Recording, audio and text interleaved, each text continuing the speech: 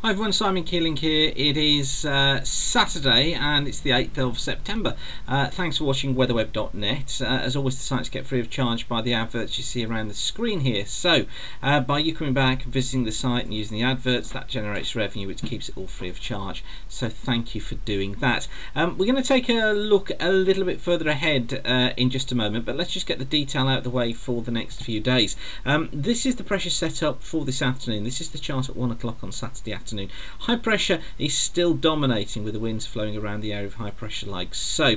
We've got bits and pieces of rain affecting western Scotland, really from this more moist air that's coming up on this southwesterly flow. Now, overnight tonight, what we're going to find is a front just moving erratically eastwards.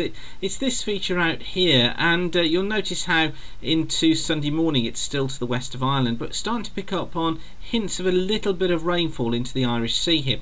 This is a trough that develops forward of the main feature tomorrow, and deciding what happens to this trough is really presenting some problems in the forecast, because I think the showers probably do get into the coast of northwest England, western Wales and southwest England in the morning.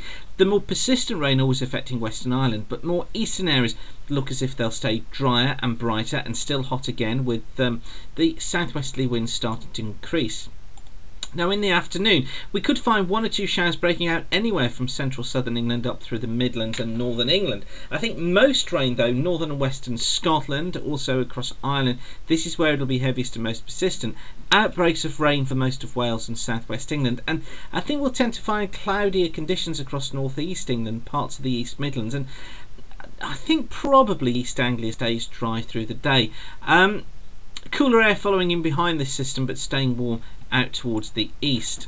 Then as we go overnight into Monday, well, the cooler air eventually slips its way eastwards through all areas. So for Monday morning, I think we're going to find some showers stuck out to the west of the country through Monday. I think what we'll find is the showers merging together into longer spells of rain as they pass through Ireland into northwest England during the afternoon. I think for many central and eastern parts of the country, we probably stay dry until later on in the day when this front comes southeastwards into the evening. For Scotland, it's sunny spells and showers. And then that front kind of makes its way southeastwards during the course of the night into Tuesday. Here it is, look, by Tuesday morning, bringing outbreaks of rain through much of central and southern England. Following behind much colder weather, I think some showers for northern and western Scotland, Western Ireland too. Really it is this cold that's going to be most notable. And then through the course of Tuesday, well, we're staying in a northwesterly flow. I think a mix of sunshine and showers across most of the country and feeling pretty cool too. Then as we get in towards Wednesday, so conditions become windier with low pressure passing eastwards. It brings periods of rain through Scotland, Northern Ireland, possibly northwest England as well. More southern areas tend to stay dry, but the main feature of the weather on Wednesday is the winds. You see how close together the ice bars are there, so gales around northern and western coasts.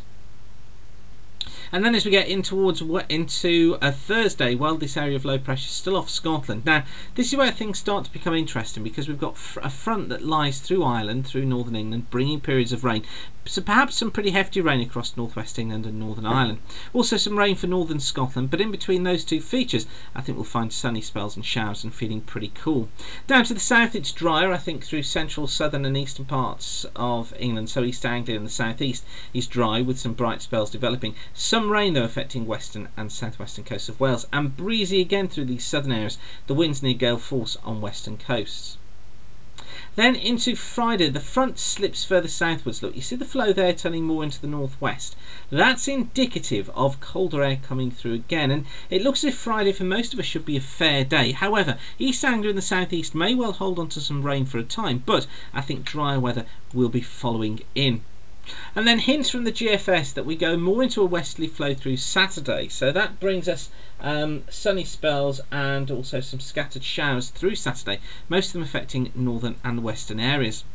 Then what we're going to find is that on Sunday a ridge of high pressure builds out towards the west. Now this is quite interesting because the GFS didn't have this on its earlier runs, but it does now, pulling in this cold northwesterly wind, which could really bring in some really nippy weather for that middle part of the month. And what I was looking at was the temperature charts for London for the coming week. This is from the GFS, and dates across the bottom here. Notice this temperature dip, look here, from sort of late on Tuesday, going through to sort of Wednesday. Then we pick up a little bit, but we start to fall here again towards the end of the week. And if we look at the ECMWF forecast charts, these go forward in 24-hour steps. There's area of high pressure for today. Look, this was the position as of midnight last night.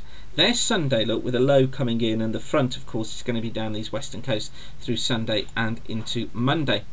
Now, what I want you to notice is what happens later on in the week. Look, here are the strong winds coming through Wednesday and Thursday. And then what we find is a secondary trough coming into the west here during the course of Friday of next week. Now, this secondary trough, look, passes southeastwards, puts a complex area of low pressure into the North Sea by next Saturday, and brings this flow into the northwest. Now, this is a cold flow.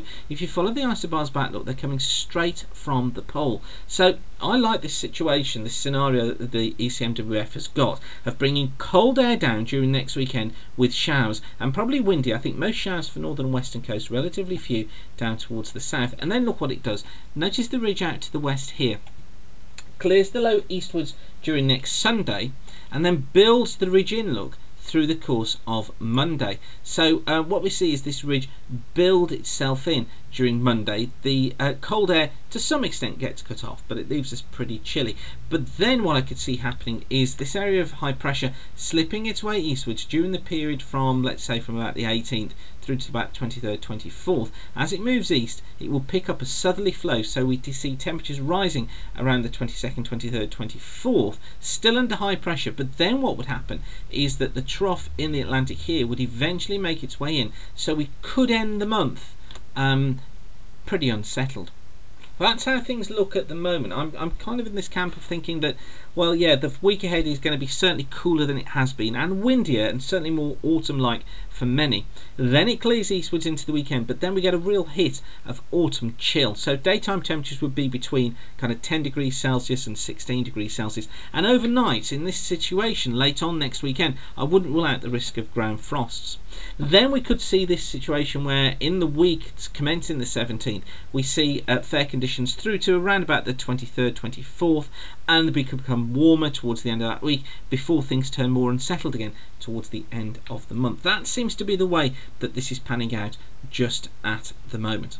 So, thanks again for watching, keep the sun shining, and bye for now.